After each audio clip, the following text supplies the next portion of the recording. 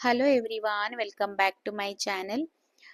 ಏನ್ ಗೊತ್ತಾ, ಒಂದೊಂದ್ಸಲ ಡೈಲಿ ವಿಡಿಯೋ ಹಾಕಬೇಕು ಅಂತ ಅನ್ಸುತ್ತೆ, ಒಂದೊಂದ್ಸಲ ವಿಡಿಯೋ ಹಾಕ್ಲಿಕ್ಕೆ ಟೈಮ್ ಕೂಡ ಇರಲ್ಲ. ನಾನು ಈ ಈ ವಿಡಿಯೋದಲ್ಲಿ ಫ್ರೈಡೇ, ಸಾಟರ್ಡೆ ಮತ್ತು ಸಂಡೇ 3 ದಿನದ ವ್ಲಾಗ್, ಅಂದ್ರೆ 3 ದಿನದ ವಿಡಿಯೋ ಏನೇನ್ ಶೂಟ್ ಮಾಡ್ಕೊಂಡಿದ್ದೆ ಅದನ್ನೆಲ್ಲ ಈ ವಿಡಿಯೋದಲ್ಲಿ ನಾನು ಶೇರ್ ಮಾಡ್ಕೊಳ್ತಾ ಇದ್ದೀನಿ. ನನ್ನ ಮಕ್ಕಳಿಗೆ ಎಕ್ಸಾಮ್ ಇದೆ ಇವಾಗ. ಇಲ್ಲಿ ಸ್ವಲ್ಪ ಎಕ್ಸಾಮ್ ಇವಾಗ ಸ್ಟಾರ್ಟ್ ಆಗುತ್ತೆ, ಅಂದ್ರೆ ಇವ್ರಿಗೆ ರಿಸಲ್ಟ್ ಆಗಿದ್ಮೇಲೆ ನ್ಯೂ ಸೆಷನ್ ಕೂಡ ಸ್ಟಾರ್ಟ್ ಆಗಿರುತ್ತೆ.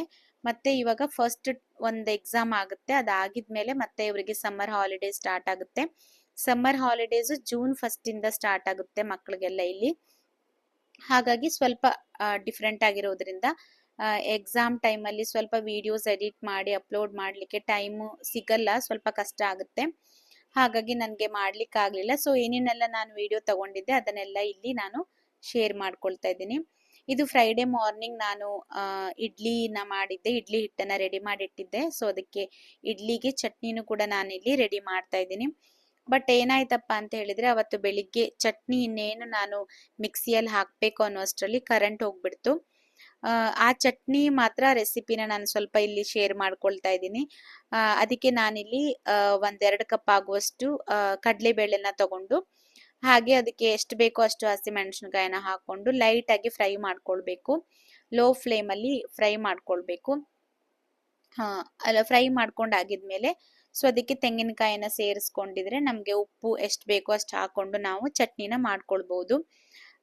ಏನಾಗುತ್ತೆ ಅಂತಂದ್ರೆ, ಒಂದೊಂದ್ಸಲ ವಿಡಿಯೋ ಮಾಡುವಾಗ ನಾವು ಡೈಲಿ ವಿಡಿಯೋ ಹಾಕಬೇಕು ಅಂತ ಹೇಳಿ ಡಿಸೈಡ್ ಮಾಡ್ಕೊಳ್ತೀವಿ. ಬಟ್ ಏನೋ ಒಂದು ಕಾರಣದಿಂದ ಅದು ಆಗೋದೇ ಇಲ್ಲ. ಒಂದಿನ ವಿಡಿಯೋ ಹಾಕ್ಲಿಲ್ಲ ಅಂತ ಹೇಳಿದ್ರೆ ಸಾಕು, ಮನ್ಸಲ್ಲಿ ಏನೋ ಒಂಥರ ಗಿಲ್ಟ್, ಇವತ್ತು ನಾನು ವಿಡಿಯೋ ಅಪ್ಲೋಡ್ ಮಾಡಲಿಲ್ಲ ಅಂತ ಅದೇ ಮೈಂಡಲ್ಲಿ ಗಿರಗಿರ ಅಂತ ತಿರುಗುತ್ತಾನೆ ಇರುತ್ತೆ. ಎಲ್ಲರಿಗೂ ಆ ಥರನೇ ಆಗುತ್ತಾ ಅಂತ ನನಗೆ ಗೊತ್ತಿಲ್ಲ, ಬಟ್ ನನಗೆ ಮಾತ್ರ ಆ ಥರ ಗಿಲ್ಟ್ ಆಗ್ತಾ ಇರುತ್ತೆ. ನಾನು ವಿಡಿಯೋ ಹಾಕ್ಲಿಲ್ಲ ಅನ್ನೋದು ತುಂಬಾ ನನಗೆ ತಲೆಯಲ್ಲಿ ಓಡ್ತಾ ಇರುತ್ತೆ. ಬಟ್ ಏನಂದ್ರೆ, ನನಗೆ ಏನೋ ಒಂದು ಮಾಡಬೇಕು, ನಂದು ಅಂತ ಏನೋ ಒಂದು ಇರಬೇಕು ಅಂತ ಹೇಳಿ ನನಗೆ ತುಂಬಾ ಇದೆ. ನಾನು ಇವಾಗ ಜಾಬ್ ಮಾಡ್ತಾ ಇದ್ದೀನಿ, ಇಲ್ಲ ಅಂತ ಇಲ್ಲ. ಬಟ್ ಅದ್ರ ಜೊತೆಗೆ ನನಗೆ ಒಂದು ಸಪೋರ್ಟಿವ್ ಆಗಿ ಏನೋ ಒಂದು ಇರಬೇಕು ಅನ್ನೋದು ನನ್ನ ಒಂದು ಮೈಂಡಲ್ಲಿ ಇರೋದ್ರಿಂದ ನಾನು ನನ್ನ ಯೂಟ್ಯೂಬ್ ಚಾನೆಲ್ನ ಇಲ್ಲಿವರೆಗೂ ತಗೊಂಡು ಬಂದಿದ್ದೀನಿ. ನನ್ನ ಯೂಟ್ಯೂಬ್ ಸ್ಟೋರಿನೇನಾದ್ರೂ ನೀವು ಕೇಳಿದ್ರೆ ನಿಜವಾಗ್ಲೂ ನಿಮ್ಗೆ ನಗುನೇ ಬರುತ್ತೇನೋ. ಸೊ ನಾನು ಅದನ್ನ ಶೇರ್ ಮಾಡ್ಕೊಳ್ತೀನಿ, ಇವಾಗಲ್ಲ, ಮುಂದೆ ಒಂದಿನ ನಾನು ಅದನ್ನ ಶೇರ್ ಮಾಡ್ಕೊಳ್ತೀನಿ. ಬಟ್ ನಾನು ಜಾಬ್ ಮಾಡ್ಕೊಂಡು ಯೂಟ್ಯೂಬ್ನ ಏನಕ್ಕೆ ನಾನು ಮಾಡ್ತಾ ಇದ್ದೀನಿ ಅಂತ ಹೇಳಿದ್ರೆ, ನನಗೆ ಜಾಬ್ ಅನ್ನೋದು ಹೌದು, ನಾವು ಯಾರ್ದು ಒಂದು ಅಂಡರಲ್ಲಿ ನಾವು ಕೆಲಸ ಮಾಡ್ತಾ ಇರ್ತೀವಿ, ಅದು ನಮ್ದು ಅಂತ ಆಗಲ್ಲ. ನಾವು ಹೋಗಿ ಕೆಲಸ ಮಾಡ್ತೀವಿ, ಮತ್ತೆ ಅದಕ್ಕೆ ನಮ್ಗೆ ಸಂಬಳ ಬರ್ಬೋದು. ಬಟ್ ನಂದು ಅಂತ ಏನೋ ಒಂದು ನಾನು ಸ್ಟಾರ್ಟ್ ಮಾಡಬೇಕು ಅಂತ ಹೇಳಿ ನನ್ನ ಓನ್ ಆಗಿ ನನ್ನ ಒಂದು ಸ್ವಂತ ನಾನೇ ಅದಕ್ಕೆ ಓನರ್ ಆಗಿರ್ಬೇಕು ಅನ್ನೋದು ನನ್ನ ಒಂದು ಆಸೆ ಇದೆ. ಅದಕ್ಕೋಸ್ಕರ ನಾನು ಇದನ್ನ ಒಂದು ಸ್ಟಾರ್ಟಿಂಗ್ ಅಲ್ಲಿ ಸೈಡ್ ಅಲ್ಲಿ ನಾನು ಇದನ್ನ ಡೆವಲಪ್ ಮಾಡ್ಕೊಳ್ತಾ ಇದ್ದೀನಿ. ಒಂದ್ ವೇಳೆ ಯಾರಿಗ್ ಗೊತ್ತು, ಏನಾದ್ರೂ ಸಕ್ಸಸ್ ಆದ್ರೆ ಮಾತ್ರ ನನ್ನಷ್ಟು ಲಕ್ಕಿ ಯಾರು ಇಲ್ಲ ಅಂತ ನಾನು ಅನ್ಕೊಳ್ತೀನಿ. ಹಾಗೆ ನಾನು Saturday evening night egg bhurji ಮಾಡಿದ್ದೆ. ಅದನ್ನ ವಿಡಿಯೋನ ಇಷ್ಟೇ ತಗೊಂಡಿದ್ದು. ಅದಾಗಿದ್ಮೇಲೆ ನೆಕ್ಸ್ಟ್ ನಾನು ಸಂಡೇ ಮಾರ್ನಿಂಗ್ ವಿಡಿಯೋ ಮಾಡಿದ್ದು. ಸಂಡೇ ನಾನು ಬ್ರೇಕ್ಫಾಸ್ಟ್ಗೋಸ್ಕರ ಹೆಸರು ಕಾಳು ದೋಸೆನ ಮಾಡಿದ್ದೆ. ಇದನ್ನ ಆಂಧ್ರ ಅಲ್ಲಿ ಪೆಸರಟ್ಟು ಅಂತ ಹೇಳ್ತಾರೆ. ತುಂಬಾ ಹೆಲ್ದಿ. ನೀವೇನಾದ್ರೂ ಲೇಟ್ ಆಗಿ ಎದ್ದಿದ್ರೆ, ಮಕ್ಕಳಿಗೆ ಲಂಚ್ ಬಾಕ್ಸ್ ಕೊಡ್ಬೇಕು ಅಂತ ಹೇಳಿದ್ರೆ 5 ನಿಮಿಷದಲ್ಲಿ ನೀವು ಈ ದೋಸೆನ ಮಾಡ್ಕೊಡ್ಬಹುದು. ಇದಕ್ಕೇನಿಲ್ಲ, ಜಸ್ಟ್ ಹೆಸರು ಕಾಳನ್ನ ವಾಶ್ ಮಾಡಿ ಮಿಕ್ಸಿಗೆ ಹಾಕೊಳ್ಬೇಕು. ಮಿಕ್ಸಿಗೆ ಹಾಕೊಳ್ಳುವಾಗ ಸ್ವಲ್ಪ ಒಂದು ಇಲ್ಲ ಅಂದ್ರೆ ಅರ್ಧ ಅಷ್ಟು ಹಸಿಮೆಣಸಿನಕಾಯಿ, ಸ್ವಲ್ಪ ಸ್ವಲ್ಪ ಜಿಂಜರ್ ಏನಿದೆ, ಶುಂಠಿ ಹಾಕೊಳ್ಳಿ.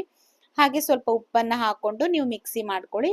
ಆಮೇಲೆ ಹಿಟ್ಟು ಕಲಸುವಾಗ ಸ್ವಲ್ಪ ಜೀರಿಗೆ ಮತ್ತೆ ರುಚಿಗೆ ನಿಮ್ಗೆ ಉಪ್ಪು ಕಡಿಮೆ ಅನ್ಸಿದ್ರೆ ಮತ್ತೆ ಉಪ್ಪನ್ನ ಹಾಕೊಂಡು ಹಿಟ್ಟನ್ನ ಮಿಕ್ಸ್ ಮಾಡ್ಕೊಳ್ಬೇಕು. ನನ್ಗೆ ಯಾರೋ ಕೇಳಿದ್ರು, ನೀವು ಇಬ್ರು ಮಕ್ಕಳನ್ನ ಇಟ್ಕೊಂಡು, ಮಕ್ಕಳು ಸ್ಕೂಲ್ಗೆ ಹೋಗ್ತಾರೆ, ಈವ್ನಿಂಗ್ ಬಂದ್ಬಿಟ್ಟು ಅವ್ರಿಗೆ ಓದಿಸ್ಬೇಕು, ಮತ್ತೆ ಇದ್ರ ಜೊತೆಗೆ ಈ ವಿಡಿಯೋ ಎಲ್ಲ ಏನಕ್ಕೆ ಮಾಡ್ತೀರಾ, ಜಾಬ್ ಎಲ್ಲ ಮಾಡ್ತಾ ಇದ್ರಲ್ವಾ, ಅದು ಸಾಕಾಗುತ್ತಲ್ವಾ ಅಂತ ಕೇಳ್ತಾ ಇದ್ರು. ನಾನು ಹೇಳೋದೇನ್ ಗೊತ್ತಾ, ನಾವು ಇವಾಗ ನಮ್ಗೆ ಎನರ್ಜಿ ಇದೆ, ನಮ್ಮ ಹತ್ರ ಶಕ್ತಿ ಇದೆ. ನಾವ್ ಇವಾಗ ಕಷ್ಟಪಟ್ರೆ ಮಾತ್ರ ನಾವೇನೋ ಒಂದು ನಮ್ಮ ಫ್ಯಾಮಿಲಿ ಅನ್ನೋದನ್ನ ಲಿಫ್ಟ್ ಮಾಡ್ಬೋದು. ಇಲ್ಲ ಅಂದ್ರೆ ಯಾರು ನಮ್ಮನ್ನ ಬಂದು ನೋಡಲ್ಲ. ನಮ್ಗೆ ಲಾಸ್ಟ್ ಅಲ್ಲಿ ನಮ್ಗೆ ಆಗದೆ ಇದ್ದು ಬೀಳ್ತೀವಲ್ವಾ, ಅವಾಗ ಯಾರು ನಮ್ಮನ್ನ ನೋಡಲ್ಲ. ಅದು ಮಾತ್ರ 100%. ಏನಕ್ಕಪ್ಪ ಅಂತ ಹೇಳಿದ್ರೆ, ನನ್ನ ಎಕ್ಸ್ಪೀರಿಯನ್ಸ್, ನನ್ನ ಅಪ್ಪ ಏನಿದ್ದಾರೆ ಅವರು ಎಲ್ಲಾರ್ನು ಚೆನ್ನಾಗಿ ಅಂದ್ರೆ ಎಲ್ಲಾರ್ನು ನೋಡ್ಬೇಕು. ಸೊ ಅವ್ರನ್ನ ನಾವು ಎಲ್ಲಾರ್ಗು ಸಹಾಯ ಮಾಡಿದ್ರೆ ಎಲ್ಲಾರು ಬಂದು ನಮ್ಮನ್ನ ನೋಡ್ಕೊತಾರೆ, ನಮ್ಮನ್ನ ಲಾಸ್ಟ್ ಅಲ್ಲಿ ನಮ್ಮನ್ನ ಸಪೋರ್ಟಿವ್ ಆಗಿರ್ತಾರೆ ಅಂತ ಹೇಳ್ತಾ ಇದ್ರು ನಮ್ಗೆ ಚಿಕ್ಕವರಿದ್ದಾಗ. ನಮಗ್ ಗೊತ್ತಿಲ್ಲ ಅಲ್ವಾ, ಇವಾಗ ಅದ್ ಅನ್ನಿಸ್ತಾ ಇದೆ ಅದೆಲ್ಲ ಸುಳ್ಳು ಅಂತ ಹೇಳಿ. ಏನಕ್ಕಂದ್ರೆ ಅವ್ರ ಕಾನ್ಸೆಪ್ಟ್ ಏನಂದ್ರೆ ಸಾಲ ಮಾಡಿ ಆಗಿದ್ರು ನಾವು ಸಹಾಯ ಮಾಡ್ಬೇಕು ಅನ್ನೋದು. ಬಟ್ ಅದು ಸುಳ್ಳು.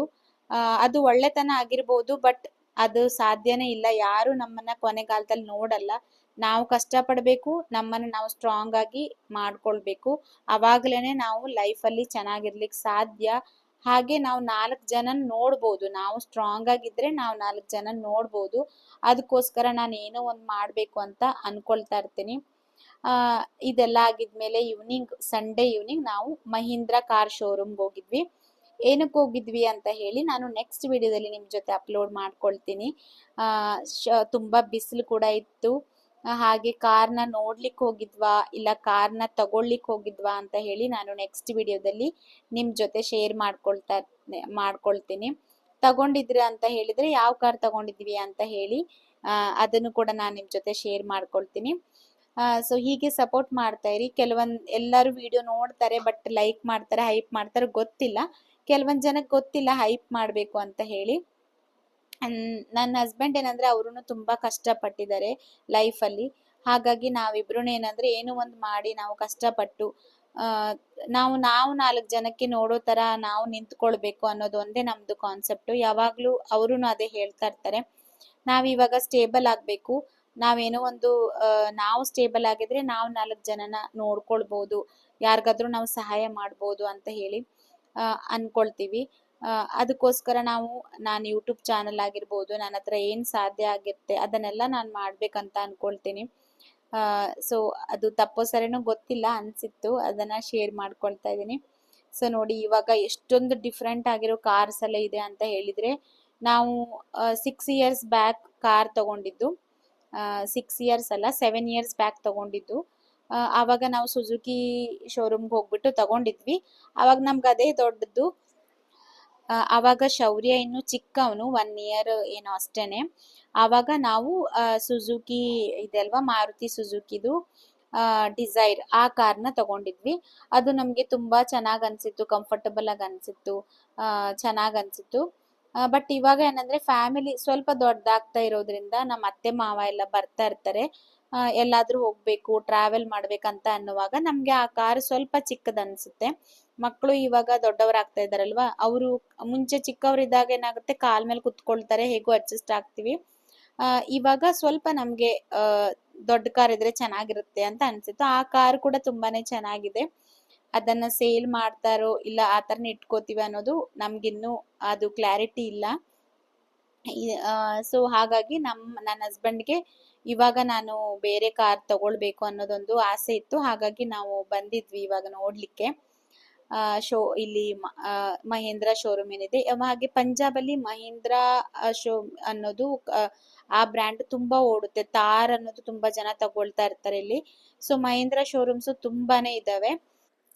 ಹಾಗೆ ಯಾರಾದ್ರೂ ನನ್ನ ಚಾನೆಲ್ನ ಫಸ್ಟ್ ಟೈಮ್ ನೋಡ್ತಾ ಇದ್ದೀರಾ ಅಂತ ಹೇಳಿದ್ರೆ ಪ್ಲೀಸ್ ಸಬ್ಸ್ಕ್ರೈಬ್ ಮಾಡ್ಕೊಂಡು ನೋಡಿ. ವಿಡಿಯೋಗೆ ಒಂದು ಲೈಕ್ ಮಾಡಿ, ನಿಮ್ಮ ಲೈಕ್ ನನಗೆ ಸ್ವಲ್ಪ ಮೋಟಿವೇಟ್ ಮಾಡುತ್ತೆ. ನೆಕ್ಸ್ಟ್ ವಿಡಿಯೋದಲ್ಲಿ ಸಿಗ್ತೀನಿ. ಅಲ್ಲಿವರೆಗೂ ಟೇಕ್ ಕೇರ್.